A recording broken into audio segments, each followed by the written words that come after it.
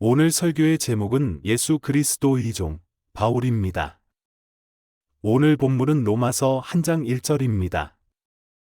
예수 그리스도의 종 바울은 사도로 부르심을 받아 하나님의 복음을 위하여 택정함을 입었으니 우리는 로마서를 공부하기 전에 알아야 할 중요한 사실이 있습니다. 그것은 바로 사도행전의 심정을 가지고 로마서를 읽어야 한다는 것입니다. 로마서만을 따로 떼어 신학적으로 공부하듯이 지식을 습득하기 위해 읽어서는 안 된다는 것입니다. 왜냐하면 로마서는 사도행전에서 태어난 것이기 때문입니다. 사도 바울은 2차 전도여행을 마치고 3차 전도여행을 끝낼 무렵 고린도에 갑니다. 그는 고린도에서 약 3개월 동안 머뭅니다. 그것은 단지 바울이 휴식을 취하고자 그렇게 한 것이 아닙니다. 더 중요한 일이 하나 있었는데 그것은 바로 로마 교회에 편지를 쓰는 일이었습니다. 바울은 로마 교회에 무척 가보고 싶었습니다. 그 심정이 로마서 1장과 15장에 자세히 나와 있습니다. 그런데 이상하게도 자꾸만 길이 막혀서 갈 수가 없었습니다. 하는 수 없이 편지부터 먼저 보낼 생각을 하고 비서인 더디오에게 편지의 내용을 불러주었습니다. 바울은 이런저런 이유로 길이 막혀서 갈 수 없었던 로마의 바른 교리를 가르치고 싶었습니다. 로마 교회에는 12사도 중 아무도 가지 않았던 곳이었습니다. 그런데 로마 교회에는 유대인들과 이방인들 사이의 음식이나 절기상의 문제로 약간의 갈등이 있었습니다. 이런 이유로 언제 가게 될지도 모르는 상황하에서 우선 먼저 편지로라도 보내어 바른 구원의 진리를 깨닫지 못한 로마교회 성도들에게 언제 이루어질지 모르는 그의 로마 방문에 앞서 참 구원의 원리를 가르치고자 했습니다. 그래서 로마서를 쓰게 된 것입니다. 나이가 50대에 접어든 바울은 시력이 별로 좋지 않은지라 직접 쓰지 못하고 더디오에게 받아쓰게 한 모양입니다. 한마디 한마디 불러주는 대로 더디오가 받아 적으며 기록을 끝내자 바울은 그 편지를 여집사 베베의 손에 들려 로마 교회에 전해주도록 했습니다. 이 편지가 기독교 역사상 교회를 개혁하고 부흥시키는데 결정적인 역할을 한 로마서입니다. 많은 사람들이 로마서를 성경 중의 성경, 복음서의 핵심, 바울의 복음서라 하고 성경을 반지로 비유한다면 로마서는 그 반지의 보석, 즉 가장 중요한 부분이라고 말합니다. 실제로 지난 2000년 동안의 교회 역사를 볼 때 여러 위대한 인물들이 로마서의 영향을 받았고 그간 생겨난 거의 모든 이단들도 로마서의 영향을 받았습니다. 로마서는 그만큼 중요한 책임을 알 수 있습니다. 그렇다면 로마서가 왜 중요한지 그 이유를 먼저 알아야 하겠습니다. 초대교회 교부 성 어거스틴은 로마서 13장 11절에서 14절을 통해서 회심했고 종교개혁자 마틴 루터는 로마서 1장 16절에서 17절에 의인은 믿음으로 말미암아 살리라 는 말씀을 읽고 구원의 도리를 깨달았습니다. 감리교회의 창시자 요한 웨슬리는 마틴 루터가 쓴 로마서 서문을 읽다가 영적 체험을 하게 되었습니다. 스위스 신학자 칼 바르트도 로마서 1장 17절을 통해서 구원의 진리를 깨달았으며 프랑스의 종교개혁자 요한 칼빈도 로마서를 통해서 그의 예정론의 신학적 근거를 찾았습니다. 그리고 로마서는 그의 교회개혁과 바른 신앙 회복에 지대한 영향을 미쳤습니다.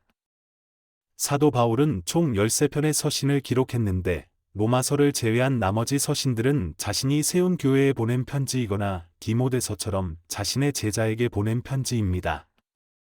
즉 편지 수신자를 알고 있는 상태에서 상대가 고민하고 있는 문제에 해답을 주기 위해 쓴 것들입니다. 예를 들면 고린도서는 심각한 파벌 싸움이 있던 고린도 교회에 보낸 편지입니다. 성령의 은사를 받은 교인들이 서로 자신의 은사가 우월하다면서 싸웠는데 바울은 그들의 잘못을 지적하며 가장 좋은 은사가 사랑이라는 것과 사랑 없는 은사는 아무 소용이 없음을 일깨워 주었습니다. 또 갈라디아서는 갈라디아 교회 내에 율법주의자들이 들어와 교회를 어지럽히자 그들의 주장처럼 율법으로 구원받는 것이 아니라 오직 은혜로 구원받는다는 것을 일깨워 주기 위해 쓴 편지입니다.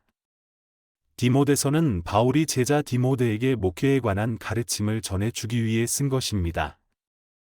이처럼 특정 목적을 위해 어떤 문제를 해결하고자 썼기 때문에 편지에서 복음을 체계적으로 설명할 필요가 없었습니다. 바울이 편지를 쓰기 전 해당 지역을 방문했을 때 복음을 이미 설명해 주었기 때문입니다.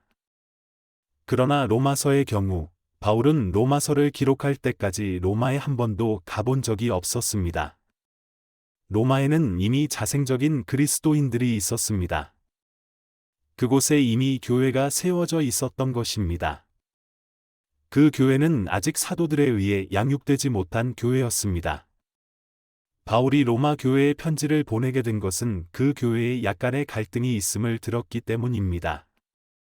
즉 이방인과 유대인 사이에 음식이나 날과 절기에 대한 의견 차이가 있었습니다.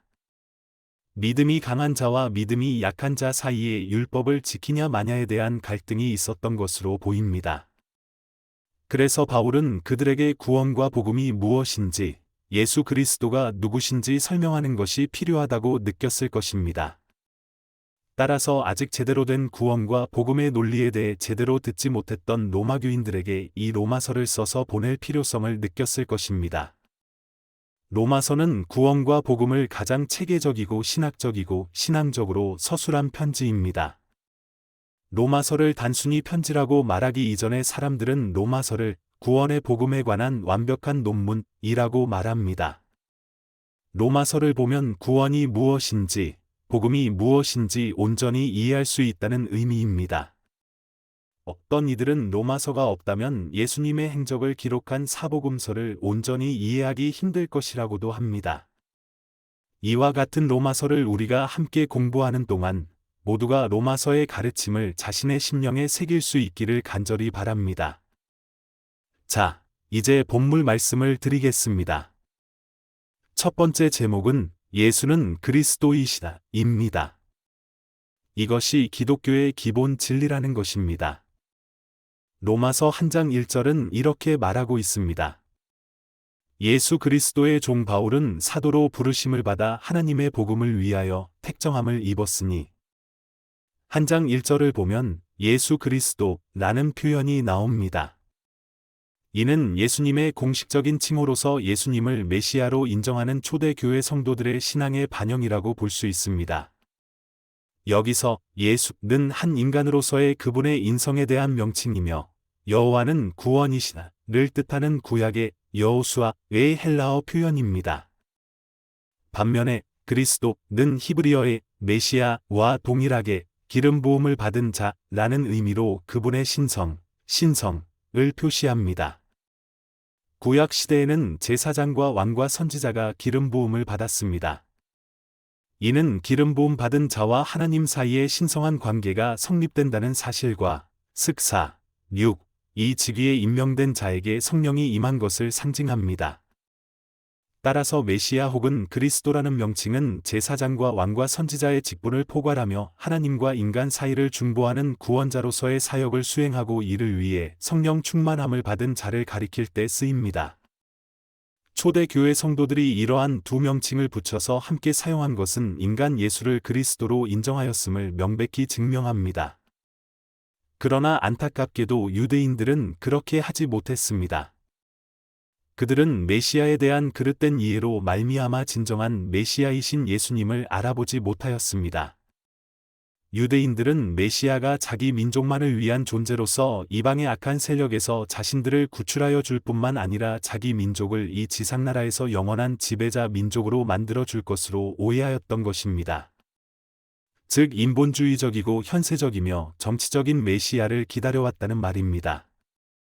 그러므로 세속적 구원이 아닌 영원한 천국 구원을 선포하신 예수님을 신성 모독자로 오해하며 배척할 수밖에 없었던 것은 너무나 당연하였습니다. 하지만 여러분, 예수님이 어떤 분이십니까? 그분은 참 인간이시자 진정한 하나님이십니다. 그분은 우리를 구원해 내기에 합당한 진정한 그리스도이십니다. 성경은 예수님이 자기 백성을 저희 죄에서 구원할 자이시라는 것을 명백히 증명해 주고 있습니다. 마 1시 21분. 또한 예수님께서는 그의 공생의 사역 동안 메시아에게 요구되는 왕, 제사장, 선지자로서의 삼중직을 온전히 성취하셨습니다. 예수께서는 다윗의 자손으로서 유대인의 왕이셨으며 선지자로서 하나님의 뜻과 계시에 의거하여 유대 종교 지도자들의 외식과 불의에 대해 하나님의 말씀으로 책망하셨습니다. 또한 제사장으로서 거룩하신 하나님과 인간 사이의 중보의 역할을 온전히 감당하셨습니다. 그러므로 초대 교회 성도들은 예수께서 그리스도이심을 조금도 의심하지 않았습니다. 또한 그들은 예수께서 그리스도이심을 증거하기 위해 자신들의 목숨까지도 아끼지 않았습니다. 그렇습니다. 예수님은 진정한 그리스도이십니다. 이 사실은 기독교가 뿌리를 내리고 있는 기본 진리입니다. 그것은 결코 흔들려서는 안 될 확고불변한 진리입니다. 예수께서 그리스도이심이 부정되면 기독교는 설 자리가 없습니다. 그러므로 우리는 예수가 그리스도이심을 확고히 믿고 전하며 이 진리를 수호하기 위해서라면 생명까지도 아까워하지 말아야 하겠습니다. 사도행전 2장 36절 말씀입니다. 그런즉 이스라엘 온 집이 정녕 알지니 너희가 십자가에 못 박은 이 예수를 하나님이 주와 그리스도가 되게 하셨느니라 하니라. 이것이 초대교회 성도들의 믿음이었습니다. 다음은 사도행전 5장 42절의 말씀입니다. 그들이 날마다 성전에 있든지 집에 있든지 예수는 그리스도라고 가르치기와 전도하기를 그치지 아니하니라. 바울은 전하는 것은 예수가 그리스도라는 것을 가르치는 것이었습니다. 두 번째 제목은 예수 그리스도의 종, 바울입니다. 예수 그리스도의 종 바울은 사도로 부르심을 받아 하나님의 복음을 위하여 택정함을 입었으니 롬 1:1 로마서의 한 장 1절에서 바울은 자기의 정체성을 소개하는데 이는 무척 충격적인 표현입니다. 우리는 여기서 두 가지 사실을 배우게 됩니다. 첫째, 바울은 스스로 예수 그리스도의 종이라고 말하고 있습니다. 그게 뭐 대단한 말이냐고 반문할 수도 있겠지만 이는 그때의 사정을 잘 몰라서 하는 말입니다. 종은 헬라어로 둘로스라고 하는데 이는 노예라는 뜻입니다. 노예란 무엇입니까? 생사여 탈권이 주인에게 있는 것을 말합니다. 자기 인생이 없는 사람이란 뜻입니다. 자기 의지가 없는 사람을 말합니다. 자기 주장이 없는 사람을 말합니다. 어떻게 보면 인간의 모든 권리를 다 빼앗겨버린 그런 사람들을 노예라고 하는 것입니다. 바울은 자기 자신을 예수 그리스도의 종이라고 서슴없이 말하고 있습니다. 여러분, 인간은 자기를 만드신 분을 만나기 전까지는 자신의 존재를 이해하지 못합니다. 절대로 인간은 스스로 자기 인생을 깨달을 수가 없습니다.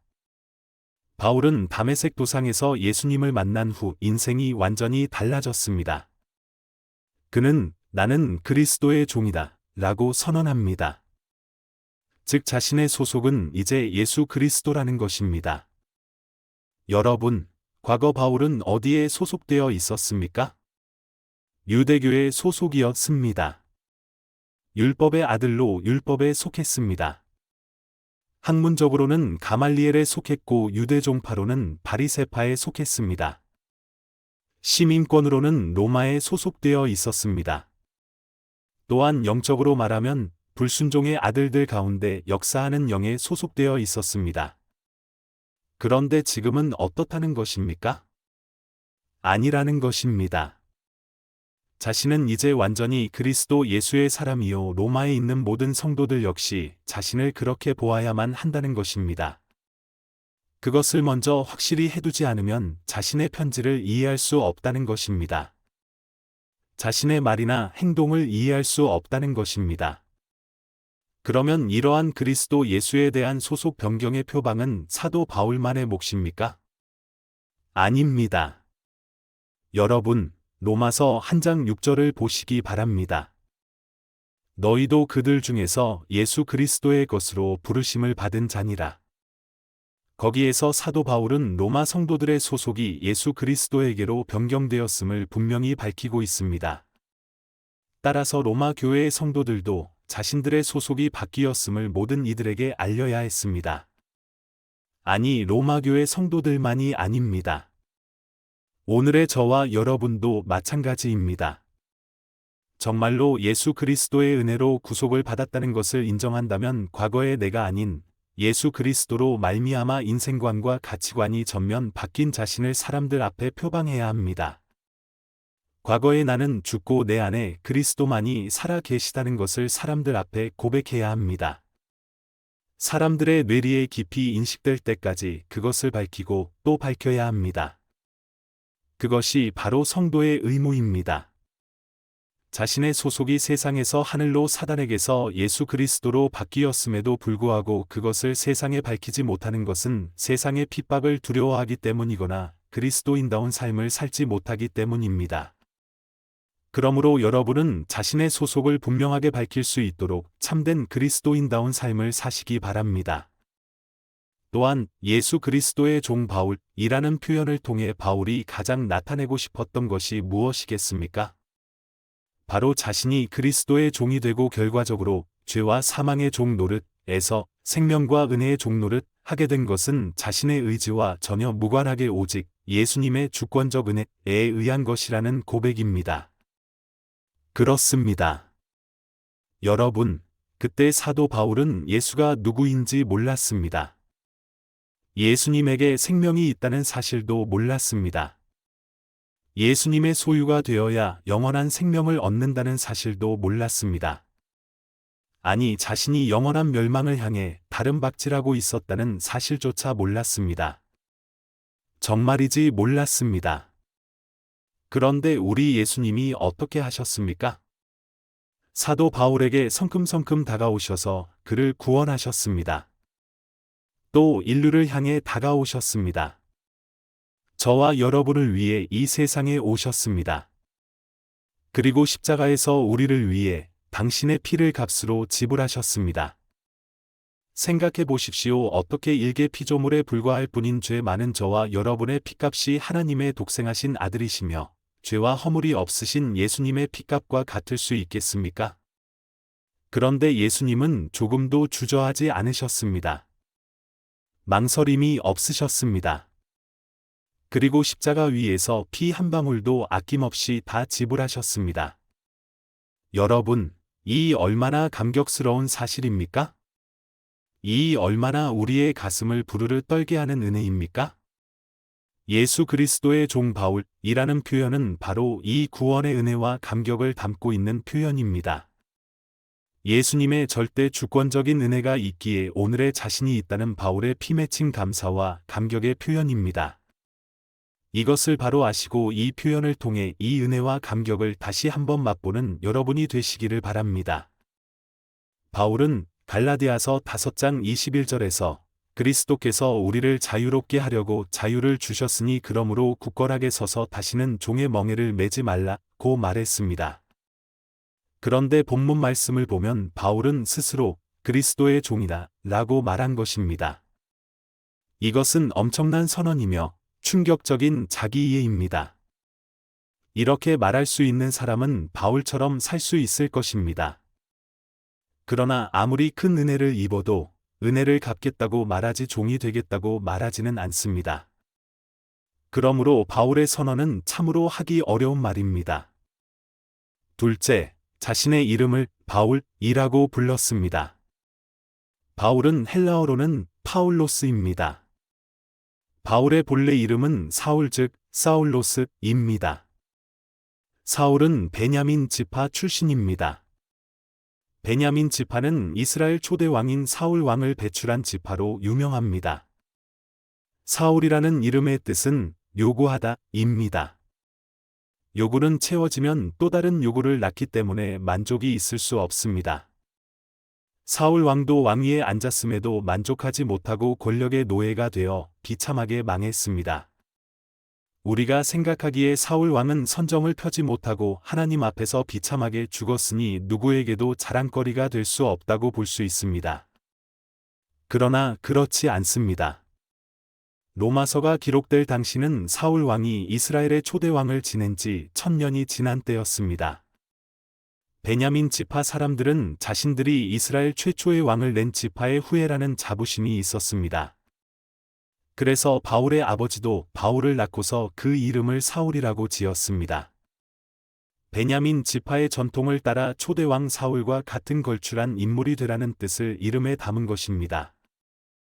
그런데 사울이 예수 그리스도를 만나고 사도행전 13장에서 1차 전도 여행을 떠나면서 그 이름이 파울로스로 바뀌었습니다. 파울로스의 뜻은 작다입니다. 내가 주님 앞에 서고 보니 내 존재는 아무것도 아니라는 것입니다. 내가 할 수 있는 것이 아무것도 없다는 것입니다.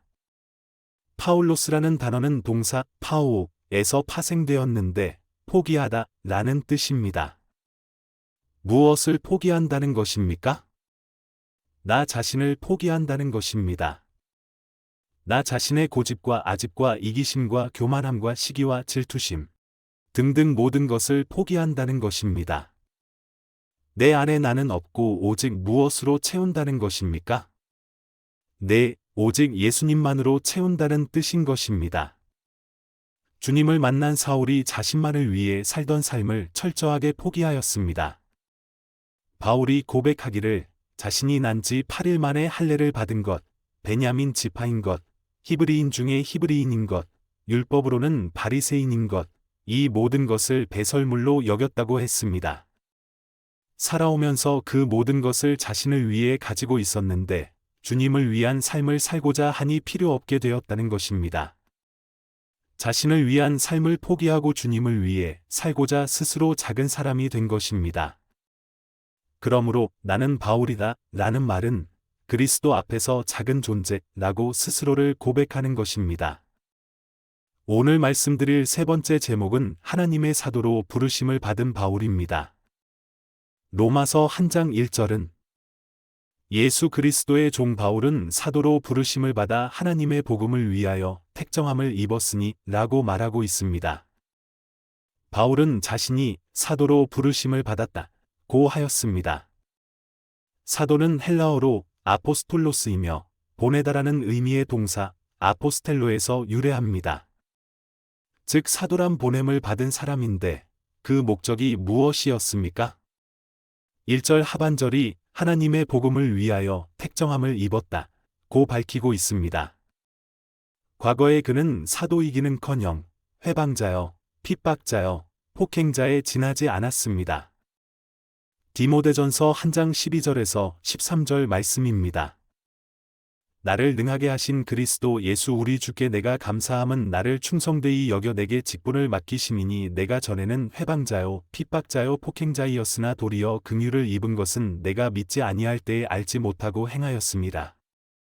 순서로 볼 때 주님 앞에서 둘로스, 종, 노예가 되는 사람, 주님 앞에서 작은 사람, 바울, 즉 주님 앞에서 교만하지 않은 사람이 아포스톨로스, 사도로 부르심을 받습니다. 그런데 이 순서대로 주님 앞에서 노예가 되고 스스로 작은 사람이 되어 주님의 택하심을 받는다고 한다면 사실 우리는 모두 가망 없는 인생들입니다. 하지만 바울의 인생을 살펴보면 하나님께로부터 택정함을 입은 것이 가장 먼저임을 알 수 있습니다. 교회를 잔멸하고자 그리스도인들을 죽이러 가던 사울을 주님께서 먼저 다메섹에서 꺾으셨습니다. 그리고 그 죄 많은 인간을 아포스톨로스로 부르셨습니다. 주님께서 불러주셨기 때문에 그 주님의 사랑 앞에서 표현할 수 없는 주님의 은총 앞에서 사울은 자기 삶을 포기하고 비로소 파울로스 즉 작은 자가 되었습니다. 도저히 감당할 길 없는 주님의 사랑에 보답하기 위해 둘로스 즉 종이 된 것입니다. 네 번째 제목은 하나님의 복음을 위해 택정함을 입은 바울입니다. 로마서 1장 1절에는 예수 그리스도의 종 바울은 사도로 부르심을 받아 하나님의 복음을 위하여 택정함을 입었으니라고 되어 있습니다. 로마서 1장 1절에서 바울은 하나님의 복음을 위하여 택정함을 입었다고 말하고 있습니다. 하나님이 바울을 부르신 목적은 하나님의 복음을 위해서 불렀다고 말하고 있습니다. 바울의 이 고백과 같이 바울은 하나님께서 미리 준비시키신 종이었습니다. 바울은 헬라 문화의 3대 중심지의 하나인 길리기아 다소에서 태어나 헬라 철학을 섭렵하였으며 로마 시민권도 가지고 있었습니다. 또한 그는 당대의 석학 가말리엘의 문화에서 율법을 수학하였습니다. 그는 바리새인 중에 바리새인이요 열심으로는 교회를 핍박하고 율법의 의로는 흠이 없는 자였습니다. 빌 3, 5대 6. 비록 바울은 다메섹 도상에서 부활하신 예수님을 만나기 전에는 앞장서서 교회를 핍박하던 자였지만 그의 뛰어난 자질들과 열정, 그리고 높은 학식은 이후 그가 주님의 복음을 위해 쓰임받는 데 있어서 무엇보다 유용한 것들이었습니다. 그렇다면 하나님께서 바울을 택하여 부르신 목적은 무엇일까요? 무엇 때문에 하나님께서는 바울에게 이와 같은 과정들을 거치게 하셨겠습니까? 우선은 바울로 하여금 성경을 기록하게 하기 위함입니다. 아시다시피 신약 성경 중 절반 가까이가 바울의 저작입니다. 세상 학문에 대한 바울의 높은 학식과 율법에 대한 깊은 지식은 바울로 하여금 그러한 일을 충분히 감당해 내도록 하기 위한 하나님의 섭리였던 것입니다.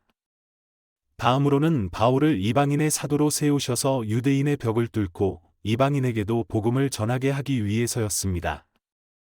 만약 바울이 아니었다면 복음이 유대인의 높은 벽을 뛰어넘기가 어려웠을 것입니다.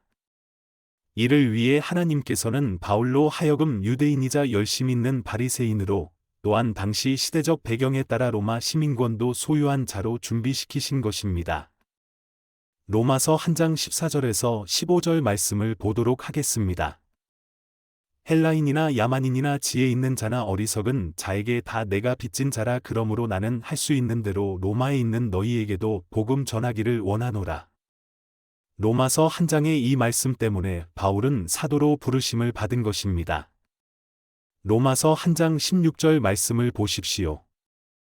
내가 복음을 부끄러워하지 아니하노니 이 복음은 모든 믿는 자에게 구원을 주시는 하나님의 능력이 됨이라. 먼저는 유대인에게요 그리고 헬라인에게로다. 복음이 무엇입니까? 복음은 구원을 주시는 하나님의 능력입니다. 로마서 1장 17절에는 복음에는 하나님의 의가 나타나서 라고 말씀합니다. 이것이 복음입니다. 사도 바울은 하나님의 복음을 위하여 하나님께 특별히 선택받았다고 이야기하고 있습니다. 고린도전서 2장 2절은 이렇게 말씀하고 있습니다. 내가 너희 중에서 예수 그리스도와 그가 십자가에 못 박히신 것 외에는 아무것도 알지 아니하기로 작정하였습니다. 그리스도를 만난 후 바울은 세상 모든 지식을 배설물처럼 여겼습니다. 그는 이제까지의 배운 학문, 지식, 미래, 인격 그리고 그가 하고 싶은 모든 것을 복음이라는 이 한마디에 담았습니다. 오늘의 마지막 설교의 결론입니다. 성도 여러분, 오늘 설교가 길어서 여기서 오늘 말씀을 마무리하려 합니다. 로마서 1장 1절은 사도 바울이 자신의 사도직과 사명을 설명하며 시작하는 매우 중요한 구절입니다. 바울은 자신을 예수 그리스도의 종이라고 부르며 사도로 부름받아 하나님의 복음을 전하는 사명을 맡았다고 선언합니다. 이 짧은 구절 속에는 바울의 정체성, 그의 소명, 그리고 복음의 중요성에 대한 깊은 신앙적 의미가 담겨 있습니다. 이 말씀을 중심으로 설교의 결론을 마무리하면 다음과 같습니다. 첫째, 하나님의 종으로서의 정체성입니다. 바울은 먼저 자신을 종이라 부르며 시작합니다. 여기서 종이라는 단어는 헬라어로 둘로스로, 이는 자발적으로 주인을 섬기는 사람을 의미합니다. 바울은 자신이 그리스도의 소유임을 고백하며 자신의 모든 삶과 사역이 주님께 속해 있음을 강조합니다. 우리 역시 하나님의 자녀이자 종으로 부름받았습니다. 이 땅에서 우리의 삶은 우리 자신의 것이 아니라 하나님께서 주신 사명과 뜻을 이루기 위한 삶임을 기억해야 합니다. 둘째, 사명과 부르심입니다. 바울은 사도로 부름받아 라는 표현을 사용하며 자신이 스스로 선택한 것이 아니라 하나님의 뜻과 계획에 의해 부름받았다고 말합니다. 이것은 우리가 주의 일을 감당하는 데 있어서 자발적인 열정만으로는 부족하며 하나님의 부르심에 대한 확신이 있어야 함을 보여줍니다. 모든 그리스도인은 각자의 자리에서 하나님께 부름받은 자들입니다. 하나님은 우리에게 각기 다른 은사와 사명을 주셔서 그분의 뜻을 이루게 하십니다. 우리는 이 부르심에 응답하며 맡겨진 사명을 신실하게 감당해야 합니다. 셋째, 복음의 우선성입니다. 바울은 자신이 하나님의 복음을 위하여 부름받았다고 강조합니다. 여기서 복음은 하나님의 기쁜 소식, 즉 예수 그리스도의 구원의 소식입니다. 바울의 삶의 중심은 복음 전파였으며 이는 모든 그리스도인의 삶의 중심이 되어야 합니다. 우리는 세상에서 많은 일과 책임을 감당하지만 그 무엇보다도 복음이 가장 우선되어야 합니다. 복음의 능력은 우리를 변화시키고 나아가 세상을 변화시킵니다. 이 복음은 단지 지식이나 정보가 아니라 삶을 변화시키는 하나님의 능력입니다. 결론적으로 로마서 1장 1절을 통해 우리는 그리스도의 종으로서의 정체성, 하나님의 부르심에 대한 순종, 그리고 복음을 전하는 사명을 다시 한번 깊이 깨닫게 됩니다. 우리 각자가 하나님께 부름받아 그분의 일을 감당하는 소중한 종임을 기억하고 맡겨진 자리에서 신실하게 복음을 증거하는 삶을 살아가야 할 것입니다.